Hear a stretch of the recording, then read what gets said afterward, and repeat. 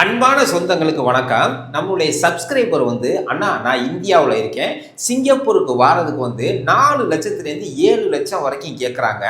இந்த காசு எல்லாம் கவர்மெண்ட்டுக்கு கட்டணுமா? அது மட்டும் இல்லாமல் விசா அப்ளை பண்ணுறதுக்கு $500 முன்பணமாக கேட்குறாங்களே, உண்மையாகவே விசா அப்ளை பண்ணுறதுக்கு எவ்வளவு செலவாகும் அப்படிங்கிற பற்றி ஒரு டீட்டெயிலாக ஒரு வீடியோ போடுங்க அப்படின்னு கேட்டிருந்தாங்க. இது சம்மந்தமாக தான் A to Z இந்த வீடியோவில் பார்க்க போகிறோம். வீடியோவை ஸ்கிப் பண்ணாமல் கடைசி வரைக்கும் பாருங்கள். இது போல் சிங்கப்பூர் சம்பந்தமான ஏதாவது செய்திகள் நீங்கள் தெரிஞ்சுக்கணும் அப்படின்னா கமெண்ட் பாக்ஸில் கமெண்ட் பண்ணுங்கள். என்ன தகவல் பற்றி உங்களுக்கு வேணும் அப்படின்னு.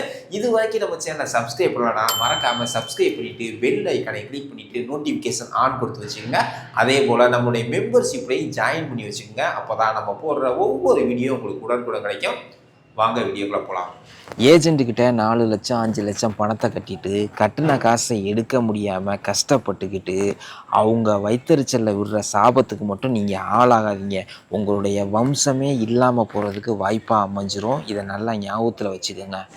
4 லட்சம் 5 லட்சம் அப்படிங்கிறது எங்களுக்கு ஒரு வருஷ உழைப்பு. உங்களுக்கு ஒரு ஆளை இறக்கி விட்டாவே 4 லட்சம் 5 லட்சம் பார்க்குறீங்க. ஒரு 50,000 1 லட்சம் வச்சாலும் கூட பரவாயில்லப்பா, அந்த லாபம் கூட உங்களுக்கு பத்தாது. ஃப்ரெண்ட்ஸ், இந்த டாபிக் உள்ள போகிறதுக்கு முன்னாடி ஒரு உண்மையை பற்றி தெரிஞ்சுக்குவோம். அதாவது சிங்கப்பூர் வர 4 லட்சத்துலேருந்து 7 லட்சம் வர்றதுக்கான காரணம் யாருன்னு கேட்டால் நாம தான்.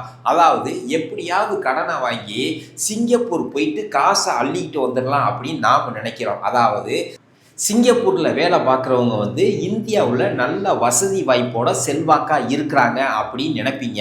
ஆனால் அந்த வசதிக்கு பின்னாடி அவங்க எவ்வளோ கஷ்டப்படுறாங்க அப்படின்னு இங்கே பார்த்தா தான் தெரியும்.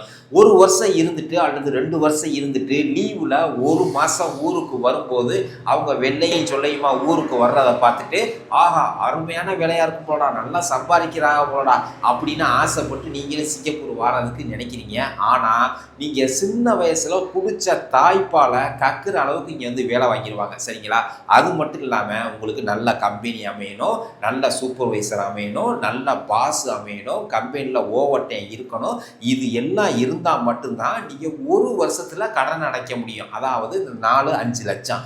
அது மட்டும் இல்லாமல் அடுத்த வருஷம் நீங்கள் ரினியூவல் வாங்கினா மட்டும்தான் அடுத்த வருஷம் உங்களுக்கான லாப சம்பளத்தை நீங்கள் எடுக்க முடியும். ஒருவேளை ரினியூவல் இல்லை ஊருக்கு போ அப்படின்ட்டாங்கன்னா மறுபடியும் சிங்கப்பூர் வர்றதுக்கு கடனை உடனே வாங்கி மறுபடியும் வரணும். அந்த கடனை அடைக்கிறதுக்கு மறுபடியும் 1 வருஷம் 6 மாதம் ஆகும். இதை நல்லா ஞாபகத்தில் வச்சுக்கோங்க. ஃப்ரெண்ட்ஸ், சிங்கப்பூரை பொறுத்த வரைக்கும் சிங்கப்பூர் கவர்மெண்ட் என்ன சொல்லுது அப்படின்னு கேட்டால், வெளிநாட்டிலேருந்து இறக்கக்கூடிய ஆளுகள்கிட்ட காசு வாங்கக்கூடாது அப்படின்னு ஏஜென்சிக்கிட்ட ஏற்கனவே இந்த சட்டத்தை போட்டிருக்காங்க. இருந்தாலும் இந்த ஏஜென்சி எல்லாமே கவர்மெண்ட்டுக்கு தெரியாமல் டைரெக்டாக ஒர்க்கர்கிட்ட காசு வாங்கிட்டு தான் இறக்குறாங்க. அது மட்டும் இல்லாமல் அதாவது முதலாளிகள்கிட்டையும் காசு வாங்கிக்கிறாங்க இந்த ஏஜென்சி. அதே போல் இந்த ஒர்க்கர்கிட்டையும் காசு வாங்கிட்டு தான் இறக்குறாங்க. சிங்கப்பூர் சட்டம் என்ன சொல்லுது அப்படின்னு கேட்டால், ஒரு முதலாளி ஒரு ஒர்க்கரை எடுக்கிறாங்க அப்படின்னா அவருக்கு அப்ளை பண்ணுற செலவுலேருந்து மெடிக்கல் செலவு வரைக்கும் கம்பெனி தான் பொறுப்பேற்றுக்கணும். ஓகே ஃப்ரெண்ட்ஸ், இப்போது டாபிக் உள்ளே போவோம். சிங்கப்பூருக்கு பலவிதமான பாஸ்களில் நீங்கள் வரலாம். ஒர்க் பர்மிட்டில் வரலாம், S pass, E pass, dependent pass, temporary pass அப்படின்னு பலவிதமான பாஸ் இருக்குது. அதில் ஒவ்வொரு பாஸுக்கும் தகுந்தாப்புல அவங்களுடைய காசை அதாவது ஏஜென்ட் காசை ஏற்றுறாங்க. இந்த காசு கட்டுறது எல்லாம் கவர்மெண்ட்டுக்கு போகாது, முழுக்க முழுக்க ஏஜென்சி தான் வாங்கிக்கிறாங்க. அது மட்டும் இல்லாமல் நம்மளுடைய சம்பளம் உயருதோ இல்லையோ இவங்களுடைய ஏஜென்ட் ஃபீஸை மட்டும் ஏற்றிக்கிட்டே போகிறாங்க. அதாவது சிங்கப்பூர் கம்பெனியில் நம்மளை உட்கார வச்சு சம்பளம் கொடுக்க போகிறது மாதிரி. அதாவது நல்லா படிச்சிருக்கீங்களா, உங்களுடைய டேட் ஆஃப் பர்த் இந்த வருஷத்துலேருந்து இந்த வருஷத்துக்குள்ளே தான் இருக்கணும் அப்படின்னு கேட்டுக்கிறாங்க. அங்கே போக போகிறது க்ளீன் பண்ணுற வேலையோ அல்லது குப்பை அள்ளுற வேலையோ உடைக்கிற வேலையோ அப்படிங்கிற மாதிரி வேலையை தான் இருக்கும். இந்தியாவில் பிஇ படிச்சுருப்பாங்க, அவங்க சிங்கப்பூரில் பிரேக்கர் அடிச்சுக்கிட்டு இருப்பாங்க. அந்த மாதிரியெல்லாம் கஷ்டப்பட்டு 5 லட்சம் 6 லட்சம் 7 லட்சம் வரைக்கும் கட்டி அதை எடுக்க முடியாமல் திரும்பி போனவங்க நிறைய பேர் இருக்காங்க. இவங்களோட வயிற்றுச்சலில் விடுற சாபத்துக்கு மட்டும் நீங்கள் ஆளாகாதீங்க. ஏன்னு கேட்டால் உங்களுடைய தலைமுறையே அது இல்லாமல் பண்ணிடும். ஒருவேளை நீங்கள் ஏஜெண்டாக இருந்தீங்கன்னா ஓரளவுக்கு லாபத்தை வச்சு மட்டும் நீங்கள் இறக்கி விடுங்க, அது உங்களுக்கு புண்ணியமாக போகும். உங்ககிட்ட ஏஜெண்ட் அவ்வளவு பணம் கொடுங்க, இவ்வளவு பணம் கொடுங்க, விசா அப்ளை பண்ணணும், உங்களுக்கு அப்ரூவ் ஆயிடுச்சு அப்படின்னு சொன்னாலும் காசை கொடுக்காதீங்க. நான் இப்போ சொல்ல போகிற அமௌண்ட் தான் விசா அப்ளை பண்ணுறதுக்கான அமௌண்ட்டு. இதை நல்லா பார்த்து தெரிஞ்சுக்கணும். ஃப்ரெண்ட்ஸ், இதில் ஃபஸ்ட்டு பார்க்க போகிறது வந்து ஒர்க் பெர்மிட்டுக்கு விசா அப்ளை பண்ணுறதுக்கு எவ்வளோ செலவாகும் அப்படின்னு பார்த்துருவோம். இந்த ஒர்க் பெர்மிட்டுக்கு வந்து வெறும் 35 வெள்ளி தான் ஃப்ரெண்ட்ஸ் செலவாகும். அதாவது உங்கள் பாஸு கையில் கிடைக்கிற வரைக்கும் 35 வெள்ளி செலவு பண்ணால் போதும், விசா அப்ளை பண்ணிவிட்டு உங்கள் கைக்கே பாஸ் வந்துடும். அது மட்டும் இல்லாமல் ஒரு சில பாஸ் வகைகளுக்கு வந்து ஒரு 75 வெள்ளிக்குள்ளே செலவாகும் அப்படின்னு சொல்கிறாங்க. உங்கள் கைக்கு பாஸ் வர்ற வரைக்கும், அதாவது நீங்கள் விசா அப்ளை பண்ணிவிட்டு உங்கள் கைக்கு பாஸ் வர்ற வரைக்கும். ஆனால் வெளிநாட்டு ஊழியர்களுக்கான ஒர்க் பெர்மிட் விசா அப்ளை பண்ணுறதுக்கு வெறும் 35 வெள்ளி தான். இதை நல்லா ஞாபகத்தில் வச்சுக்கோங்க. ஃப்ரெண்ட்ஸ், இந்த 4 லட்சம் 5 லட்சம் கட்டி ஒர்க் பெர்மிட்டில் நம்ம வர்றோம். இதுக்கு சம்பளம் எவ்வளோ இருக்கும் அப்படின்னு கேட்டால் கம்பெனியை பொறுத்து 20 வெள்ளிலேருந்து 22 வெள்ளி தான் கிடைக்கும் ஃப்ரெண்ட்ஸ். நீங்கள் வேலை தெரிஞ்சிருந்தாலும் சரி, தெரியலாட்டினாலும் சரி, உங்களுடைய அதாவது நீங்கள் வரப்போகிற கம்பெனியை பொறுத்து இந்த சம்பளம் வந்து வேறுபடும். இந்த 4 லட்சம் 5 லட்சத்தை இந்த 22 வெள்ளி நம்ம சம்பளத்தை வச்சு தான் ஒரு வருஷம் கஷ்டப்பட்டு தான் நம்ம வந்த கடனை கஷ்டப்பட்டு கட்ட வேண்டியிருக்கும். இதை நல்லா ஞாபகத்தில் வச்சுக்கோங்க.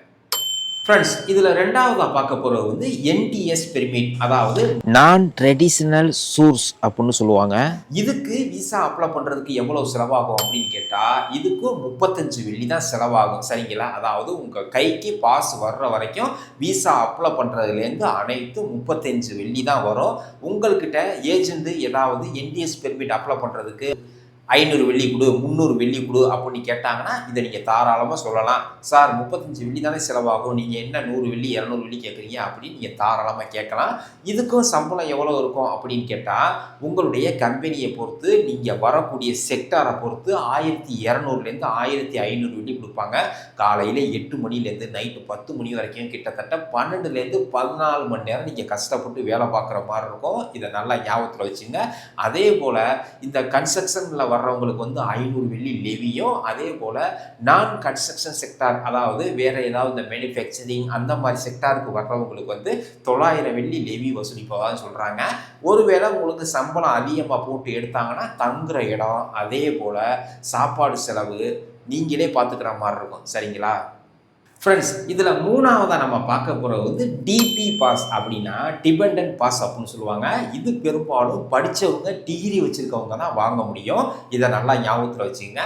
இதுக்கு விசா அப்ளை பண்ணுறதுக்கு 105 வெள்ளி செலவாகும் அப்படின்னு சொல்கிறாங்க. அது மட்டும் இல்லாமல் விசா அப்ளை பண்ணி அப்ரூவ் ஆனதுக்கப்புறம் நீங்கள் சிங்கப்பூர் வந்ததுக்கப்புறம் உங்கள் கையில் பாஸ் வர்ற வரைக்கும் 225 வெள்ளி சார்ஜ் பண்ணுவாங்க. அதாவது அது ஒரு 105 வெள்ளி, இது ஒரு 225 வெள்ளி, டோட்டல் 330 வெள்ளிக்குள்ள செலவாகும். அதாவது உங்ககிட்ட 500 வெள்ளி கொடு, 1000 வெள்ளி முன்பணமாக கொடு, விசா அப்ளை பண்ணணும் அப்படின்னு சொன்னாங்கன்னா இந்த அமௌண்ட்டை நீங்கள் தாராளமாக அவங்கள்ட்ட சொல்லி காசை குறைக்கிறதுக்கான வாய்ப்புகள் இருக்குது. அது மட்டும் இல்லாமல் இந்த டிபி பாஸில் வந்தீங்க அப்படின்னா குறைஞ்சபட்சம் 3000 வெள்ளிக்கு அதிகமாக தான் சம்பளம் கொடுக்கணும். தங்குற இடம், சாப்பாடு செலவு எல்லாமே நீங்களே பார்த்துக்கிற மாதிரி இருக்கும். இப்போதைக்கு சிங்கப்பூரில் தங்குற இடம் குறைஞ்சபட்சம் 700 வெள்ளிக்கு அதிகமாக தான் இருக்குது. அதுக்கு குறைவாக எங்கேயுமே கிடையாது. அது மட்டும் இல்லாமல் சாப்பாடு செலவு நீங்கள் வெளியில் தங்கியிருந்தீங்க அப்படின்னா 200லேருந்து 300 வெள்ளி வரைக்கும் செலவாகும் அப்படின்னு சொல்கிறாங்க. இதெல்லாம் கால்குலேட் பண்ணி பார்த்துக்கிட்டு, அது மட்டும் இல்லாமல் இதுக்கு ஏஜென்ட் ஃபீஸ் வந்து 6 லட்சம் 7 லட்சம் வரைக்கும் கேட்குறாங்க. இங்கே வேலைக்கு வர்றது வந்து ஏதாவது கேசியரோ அல்லது ஷாப் கீப்பரோ, மோப் போடுறதோ, கேண்டீன் க்ளீன் பண்ணுறதோ அந்த மாதிரி வேலைக்கு தான் இந்த மாதிரி பாசனெல்லாம் எடுக்கிறாங்க.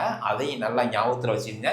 சிங்கப்பூர் போனால் நம்ம சம்பாரிச்சிடலாம் அப்படின்னு ஒரு தவறான எண்ணத்தோடு நீங்கள் வந்துடாதீங்க. இங்கே எவ்வளோ கஷ்டப்படுறோமோ அவ்வளோக்கு அவ்வளோதான் காசு பார்க்க முடியும். அது மட்டும் இல்லாமல் 12லேருந்து 14 மணி நேரம் கஷ்டப்பட்டால் மட்டும்தான் நம்ம ஒரு வருஷத்தில் கடனை அடைக்க முடியும். இது நல்லா ஞாபகத்தில் வச்சுக்கோங்க.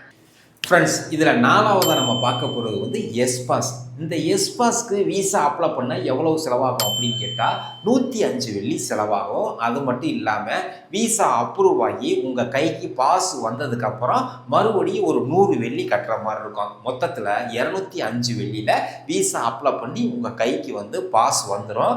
ஏஜென்ட் அப்படி ஏதாவது உங்ககிட்ட 300 வெள்ளி கொடு, 500 வெள்ளி கொடு அப்படின்னு கேட்டாங்கன்னா இதை நீங்கள் சொல்லி காசை குறைக்கிறதுக்கு வாய்ப்பாக அமையும். இந்த எஸ்பாஸ்க்கும் ஏஜென்ட் கேட்குற அமௌண்ட் எவ்வளவு அப்படின்னு கேட்டிங்கன்னா அவங்களும் 5 லட்சத்துலேருந்து 7 லட்சம் வரைக்கும் கேட்குறாங்க. ஆக்சுவலாக இந்த எஸ்பாஸுக்கு வந்து குறைஞ்சபட்சம் 3000 வெள்ளிக்கு மேலே தான் சம்பளம் கொடுக்கணும். ஆனால் சிங்கப்பூர் வந்ததுக்கப்புறம் இந்த அமௌண்ட் கொடுக்குறாங்களா இல்லையான்னு உங்கள் கம்பெனியை பொறுத்து தான் இது வந்து வேறுபடும். அது மட்டும் இல்லாமல் தங்குற இடம் சாப்பாடு செலவு நீங்களே பார்த்துக்கிற மாதிரி இருக்கும். தங்குற இடத்துக்கும் 700 வெள்ளிக்கு அதிகமாக தான் ரூமு கிடைக்கும். அது மட்டும் இல்லாமல் சாப்பாடு செலவு ஒரு 300 வெள்ளி போச்சு அப்படின்னா மொத்தம் 1000 வெள்ளி, 3000 வெள்ளியில் 1000 வெள்ளி இந்த 2 ஐட்டத்துக்குமே போயிடும். மிச்சம் இருக்கிற 2000 வெள்ளியில் தான் உங்களுக்கான செலவு, போன் பில்லு, மற்ற செலவுகளாம் நீங்கள் மிச்சம் பண்ணி ஊருக்கு பணம் அனுப்ப முடியும். இதை நல்லா ஞாபகத்தில் வச்சுக்கோங்க.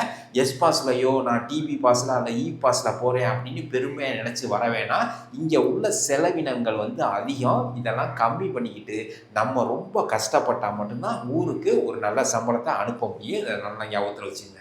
ஃப்ரெண்ட்ஸ், இதில் 5ஆவதாக பார்க்க போகிறது வந்து இ பாஸ். இந்த இ பாஸ்க்கு வந்து விசா அப்ளை பண்ணுறதுக்கு வந்து 105 வெள்ளி செலவாகும். விசா அப்ரூவ் ஆகி நீங்கள் சிங்கப்பூர் வந்ததுக்கப்புறம் உங்கள் கையில் இ பாஸ் வரும்போது 225 வெள்ளி கட்டுற மாதிரி இருக்கும். அதாவது 225 ஒரு 105 மொத்தம் 330 வெள்ளி இந்த விசா அப்ளை பண்ணி உங்கள் கைக்கு பாஸ் வர்ற வரைக்கும் ஆகக்கூடிய செலவுகள்.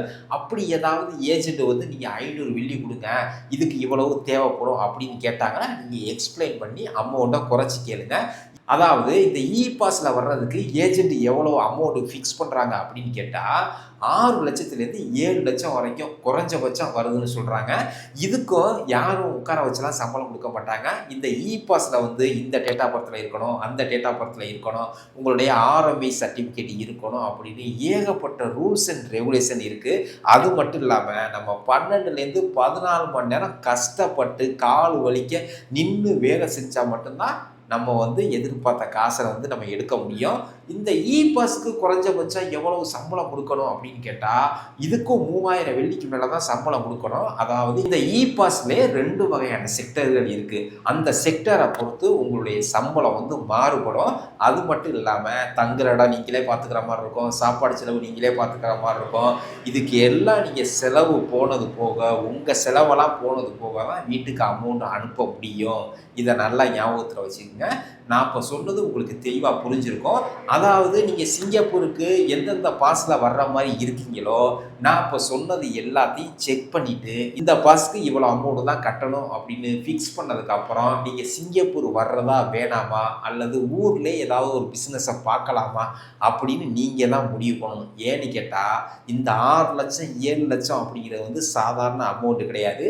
நம்ம வரப்போகிற கம்பெனி நல்ல கம்பெனியா அல்லது லோக்குட்டான கம்பெனியானு இங்கே வந்ததுக்கு அப்புறம் தான் தெரியும். ஓவர் டைம் இருக்கா இல்லையா அல்லது நமக்கு சம்பளம் எவ்வளவுன்னு இங்கே வந்ததுக்கு அப்புறம் தான் தெரியும். அதாவது உங்களுடைய ஐபியில் ஒரு சம்பளத்தை போட்டிருப்பாங்க. அந்த சம்பளம் அதில் போட்டது மாதிரி கிடைக்குதா இல்லையான்னு இங்கே வந்ததுக்கு அப்புறம் தான் தெரியும். இதை நல்லா யோசிச்சு பார்த்துக்குங்க. ஐபியில் போட்டிருக்கோம் 4000 வெள்ளி 3000 வெள்ளின்னு அதை பார்த்த உடனே ஆசைப்பட்டு நீங்கள் 6 லட்சம் 7 லட்சம் ஏஜென்ட் கேட்டதை கொடுத்துட்டீங்க அப்படின்னா இங்கே வந்ததுக்கப்புறம் ரொம்ப கஷ்டப்படுற மாதிரி இருக்கும். ஆக மொத்தத்தில் என்னையை கேட்டால் எது பெட்டர் அப்படின்னு கேட்டால் ஏஜென்சி மூலமாக மூவ் பண்ணுறத விட ஒரு சில வெப்சைட் மூலமாகவும் நீங்கள் வேலையை தேடலாம். அந்த வெப்சைட்டு என்னென்ன வெப்சைட்டு, அதில் எப்படி வேலையை தேடுறது அப்படின்னு நம்ம ஏற்கனவே வீடியோ போட்டிருக்கோம். இதுக்கு முன்னாடி வீடியோ பார்க்காதவங்க அதை போய் பார்த்து எப்படி அப்ளை பண்ணுறதுன்னு தெரிஞ்சுக்கோங்க. அப்படி இல்லை அப்படின்னா உங்களுடைய ஃப்ரெண்டு யாராவது சொந்தக்காரங்க யாராவது இருந்தாங்க அப்படின்னா அவங்க மூலியமாக ட்ரை பண்ணீங்க அப்படின்னா இந்த ஏஜென்ட் காசு குறையும். ஆக மொத்தத்தில் நம்ம ஃப்ரெண்ட்ஸ் எல்லாரும் அதே போல் நம்ம சொந்தக்காரங்க எல்லோரும் நமக்கு ஹெல்ப் பண்ணுவாங்களா அப்படிங்கிறத தான் கேள்விக்குறி. நிறைய பேர் ஹெல்ப் பண்ணவே மாட்டாங்க. நம்ம ஹெல்ப் பண்ணால் இவன் பெரிய ஆளாக வந்துடுவானோ அப்படின்னு நிறைய பேருக்கு இருக்குது. இந்த தீய எண்ணங்கள்லாம் நீங்கி நம்ம ஃப்ரெண்ட்ஸ் எல்லாருக்கும் ஹெல்ப் பண்ணிங்கன்னா ஏஜென்ட்டு இவ்வளோ அமௌண்ட் வாங்குறத ஆட்டோமேட்டிக்காகவே குறைச்சிருவாங்க. அதாவது நம்ம ஏஜென்ட்டில் போயிட்டு எவ்வளோ அமௌண்ட் செலவானாலும் பரவாயில்ல என்னை சிங்கப்பூருக்கு ஏற்றுங்க அப்படின்னு சொல்கிறது தான் அவங்களுக்கு நல்ல தொக்காகி போயிடுது. நான் இப்போ சொன்னது உங்களுக்கு தெளிவாக புரிஞ்சிருக்கும். இதில் ஏதாவது தவறுகள் இருந்துச்சுன்னா கமெண்ட் பாக்ஸில் வந்து கமெண்ட் பண்ணுங்கள். உங்களுக்கு அப்படி ஏதாவது வேறு வீடியோ வேணும் அப்படின்னா அதையும் மறக்காமல் கமெண்ட் பாக்ஸில் வந்து சொல்லிட்டு போங்க.